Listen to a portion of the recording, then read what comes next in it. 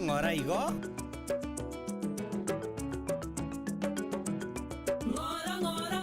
Ai. Mbuya mono mwana one kiagera kwamanyire ng'ebinto mbia ng'ora nsagasaga bikwanga. Abakoro batebete tarinje nateba. The project started in 1998. This is taking place in KALANGALA district where we are.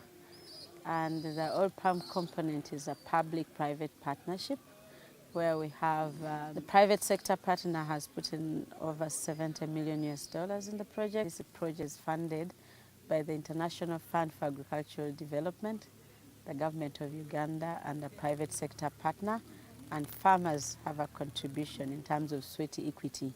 The project is promoting domestic production of vegetable oil crops so that we can increase domestic production of vegetable oils.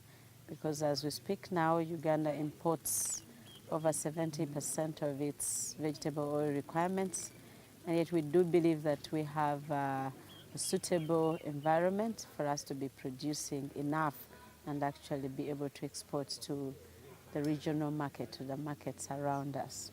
And we also have the government playing a role in terms of infrastructure development and facilitating acquisition of land, acquiring land for the project. We also have farmers involved actively as partners as opposed to being beneficiaries of the project.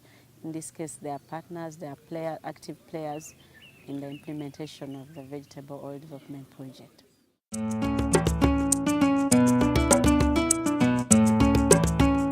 And the farmers have a farmers organization, the Kalangala Oil Palm Growers Association, which eventually sends representatives to Kalangala Oil Palm Growers Trust.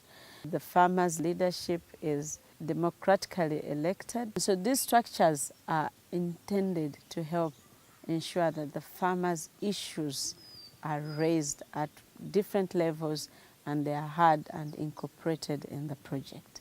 These are the aspects that define an inclusive business model. The farmer's voice is heard in different ways. With the 10% shareholding, the farmers have 2 seats on the board of directors. So that gives them a chance to make sure that their voice is heard during the board meetings. They express what they think is important to them as farmer representatives.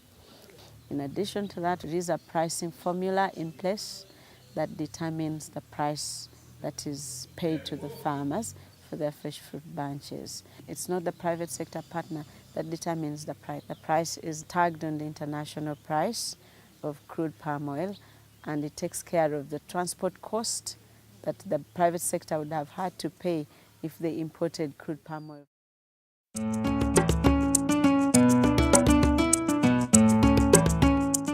This is a new crop, and so if there was an issue with disease or pest, that would be an issue that the farmers would have to bear. However, the way government has worked around this is to ensure that we got partners that have experience in oil palm business. They're involved in plantation management, so we're getting the best advice that we can get. The government takes the risk of the plantation not doing well in case the farmers, they follow the agronomic recommendations that are given. The farmers have what they call guarantee scheme, where we have like 5 farmers supporting 1 farmer. They look out for each other to make sure that the agronomic practices that they're supposed to follow are followed. In terms of production and market, the private sector has signed, as committed to buy every bit of the crop that the farmers produce. This is part of the agreement. So that also takes care of the oversupply or failure to market the crop by the farmers.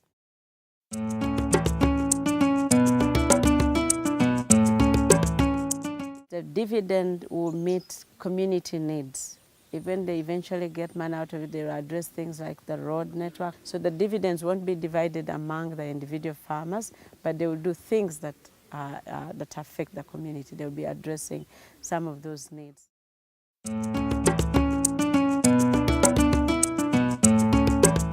So what the project is doing now is to provide an alternative source of income to the farmers and therefore relieve the lake and the forest from the pressure of the farmers. The farmers have grown oil palm on their lands and they've been selling since 2010 when the palm oil mill was set up.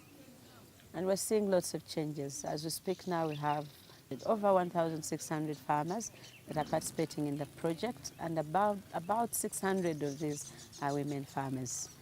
And those who have started harvesting, we are getting very good stories. They're making income out of the sale of their fresh fruit bunches. And the money they're getting, they're taking their children to school, they're building houses, they're buying more land and securing their tenure security in the process, which is a very exciting thing for us. Of course, the challenges are that we are continuing to learn as we implement, but there are some very, very interesting ideas that are on the table that we are implementing and learning as we go.